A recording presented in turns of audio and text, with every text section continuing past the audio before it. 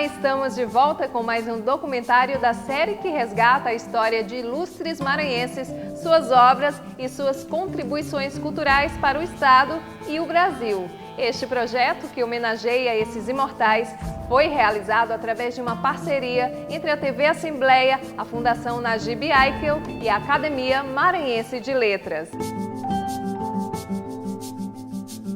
Neste documentário, vamos mostrar a trajetória de vida e as ideias revolucionárias que fizeram de Antônio Lobo um dos 12 primeiros membros da Academia Maranhense de Letras durante a sua fundação em 1908. Jornalista, polêmico, Antônio Lobo teve participação marcante no jornalismo da sua geração.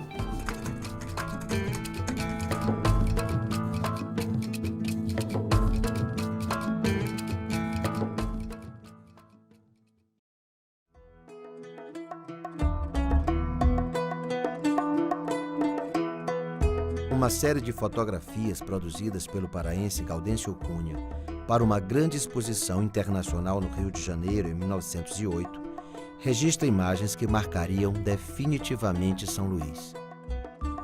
Esses retratos tornam-se referência para estudiosos de fotografia, história e arquitetura. Nelas vemos a cara da cidade na primeira década do século XX, província em que todo mundo se conhece e que se desdobra geograficamente entre o campo do Ourique, atual Praça Deodoro, e a Praia Grande. Essa exposição para a qual o álbum estava indo era uma exposição para apresentar um novo rio, um rio que foi preparado pelo prefeito Pereira Passos. O Rio era uma cidade também pequena, Pereira Passos fez o quê? Ele alargou o centro do rio, fez uma transferência de gente, construiu aquelas ruas largas. E essa exposição de 1908, a qual o álbum foi, era justamente para apresentar esse rio largo. E como é que São Luís poderia ir para essa exposição com ruas estreitas ainda do ciclo do algodão? Então o que é que Gaudêncio Cunha fez? Ele montou uma cidade, ele, de certa forma, ele deixou as ruas estreitas em segundo plano, pegou esquinas com ruas largas, pegou as partes largas, pegou as praças, toda a área larga de São Luís. Ele montou, criou ângulos, que ele era perfeito nisso, ele tinha uma noção também de ponto de fuga muito boa. Então a São Luís da Belle Époque, ela existe no álbum de Gaudêncio Cunha. Ela não existe no tempo real, na realidade. Ele foi um mágico da fotografia, na verdade. Nos últimos anos do século XIX, o Maranhão entra em relativa crise com reflexos internos profundos. O Estado vive momentos de grande transformação. A produção de algodão, uma de nossas principais fontes de economia, já não é mais a mesma. Esse momento coincide com a abolição da escravatura. Do ponto de vista econômico, a grande lavoura perde espaço. Politicamente, o sistema passa a ser outro, com a proclamação da República. É nesse contexto de instabilidade e transição que surge uma nova geração de intelectuais maranhenses, denominada Novos Atenienses, liderada pelo escritor e jornalista Antônio Lobo. A geração dele, eu acho que teve o mérito de se insurgir, de remar contra a maré, porque nós sabemos que a economia tem um peso muito grande em toda, na literatura, na música, em tudo. As artes florescem quando há florescimento econômico, né? E o Maranhão estava numa decadência econômica muito grande. E esses moços tiveram o valor de enfrentar isso e remar contra a maré para fazer um movimento vigoroso. Eu acho que é uma coisa admirável.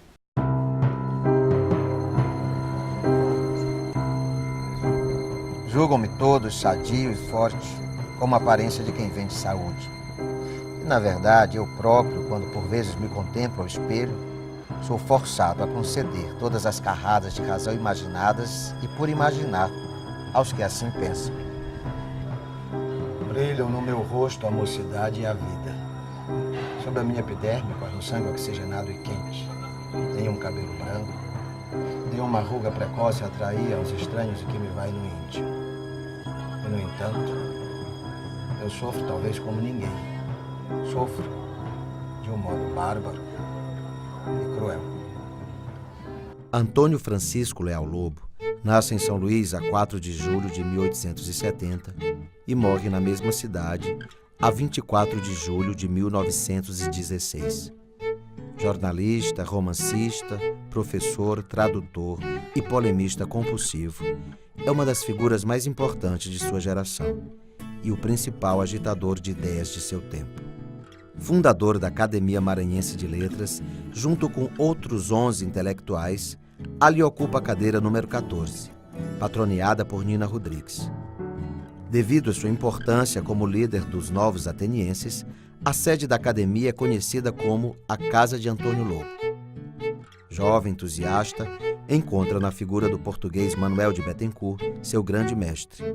Bettencourt é responsável pela formação dos principais homens de letras daquele período. Como homem conhecedor, estudioso e conhecedor profundo de filosofia, onde Antônio Lobo foi beber os seus conhecimentos também de filosofia, foi com Manuel de Bettencourt. Ele fez vários jornais aqui muito consolidados do ponto de vista técnico, né? Do ponto de vista de conteúdo, né? Das discussões. Ele foi uma espécie de luz, né? Ele participou do sistema como uma estrela de brilho especial. Mas exatamente uma figura dessa que extrapola, que dá suporte intelectual para o Antônio Lobo, por exemplo, para o Nascimento Moraes, para vários outros, não é? Que seguem a cena cultural daí para frente. Antônio Lobo talvez tenha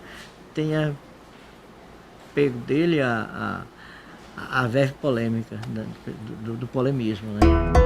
Antônio Lobo dirige a Biblioteca Pública e o Liceu Maranhense. Mais tarde é nomeado diretor da Instrução Pública, instituição que corresponde hoje à Secretaria de Educação do Estado. De 1901 a 1906, é o principal editor da Revista do Norte, periódico ricamente ilustrado que reúne colaboradores de várias cidades brasileiras e também intelectuais estrangeiros. Para a gente falar da Revista do Norte, a gente tem que falar de uma coisa muito importante que teve nessa final do século XIX, que foi a tipografia Teixeira.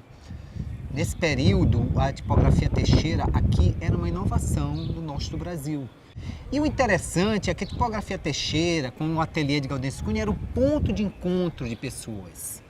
Tanto esse pessoal que formou os novos atenienses, jornalistas, eles se encontravam nesse lugar, eles discutiam, eles conversavam, eles acompanhavam. Então foi o primeiro sopro de jornalismo com ilustrações aqui do Maranhão e até do Brasil, eu diria. Nas páginas dos jornais, Antônio Lobo escreve crônicas, artigos, ensaios, contos e romances. Colabora com o Globo, o Federalista, Pacotilha, Diário do Maranhão e A Tarde.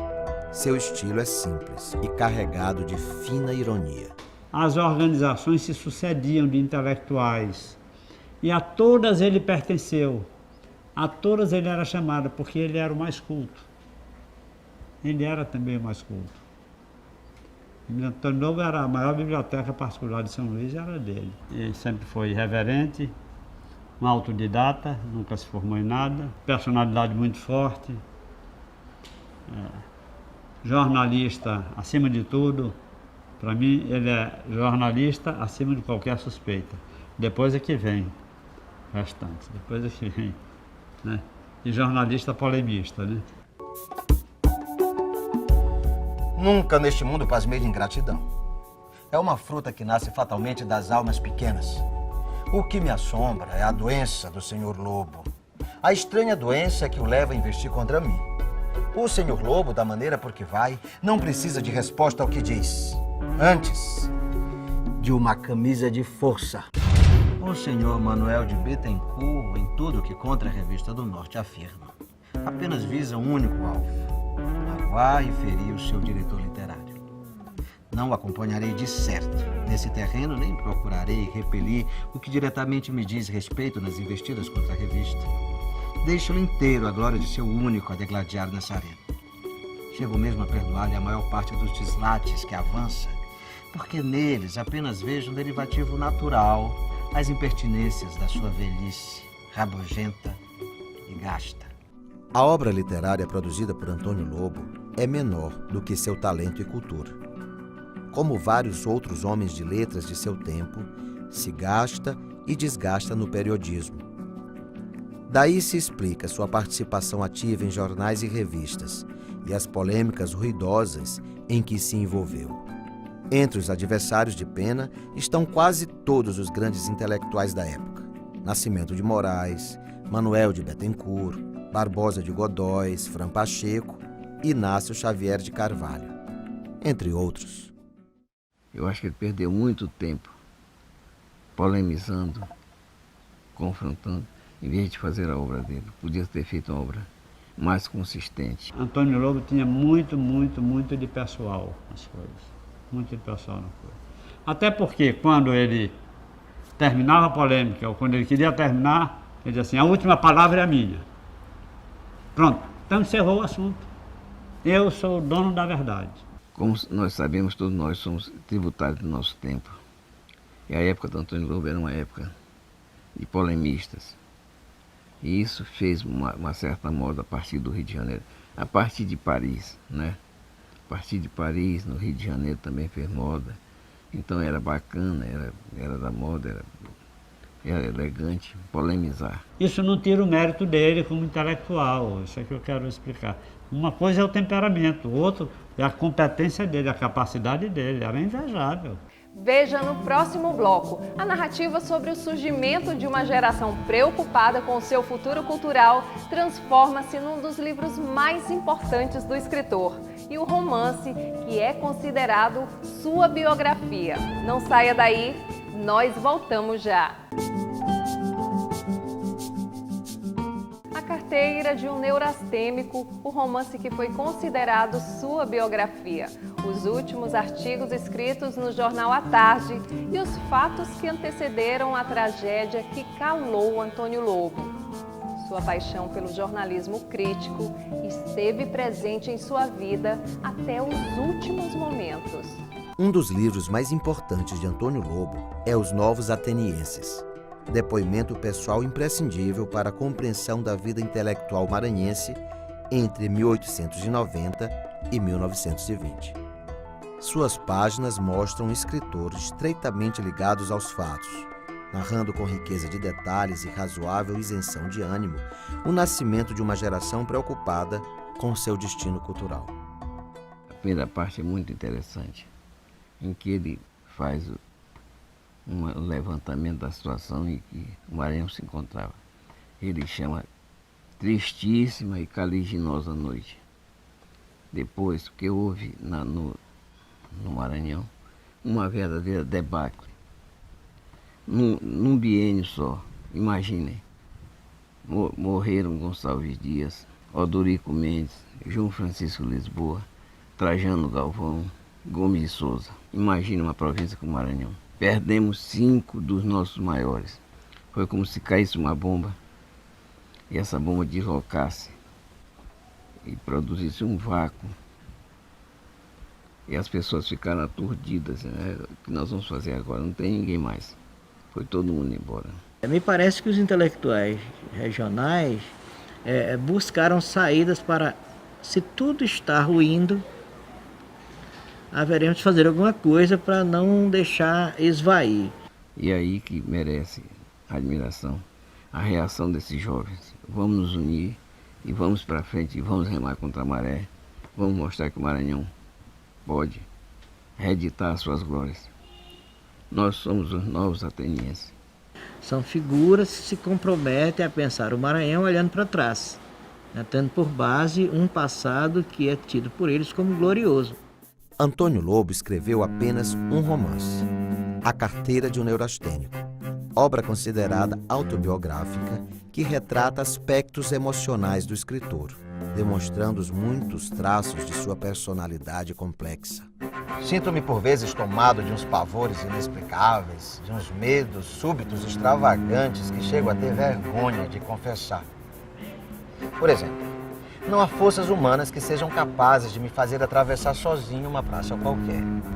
Se algum dia fosse chamado a exercer funções na direção suprema das coisas municipais, o meu primeiro ato seria decretar ditatorialmente a supressão de todas as praças.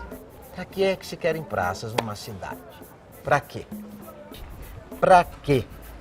Ruas, muitas ruas, com altos casarões de um lado e de outro.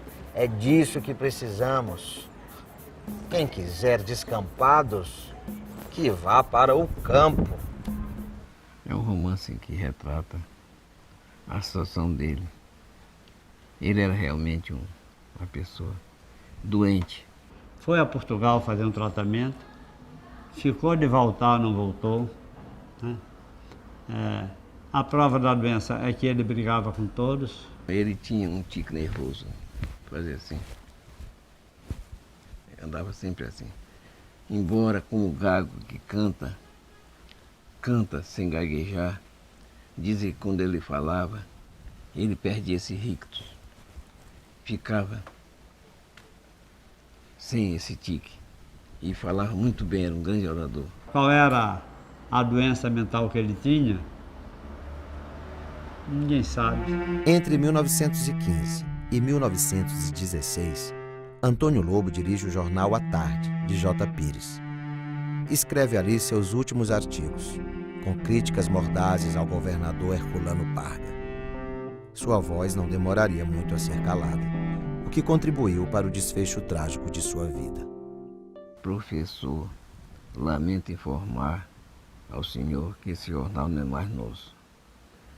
Tomou aquele susto que foi que houve. O governador comprou o jornal.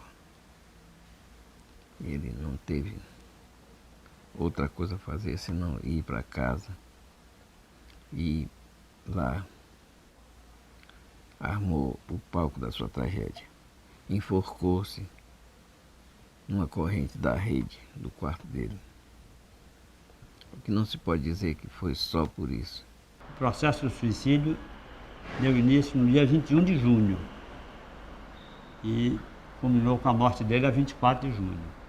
A cidade se enlutou totalmente, porque ele dispunha de uma simpatia geral. Ele tinha a liderança sobre a juventude.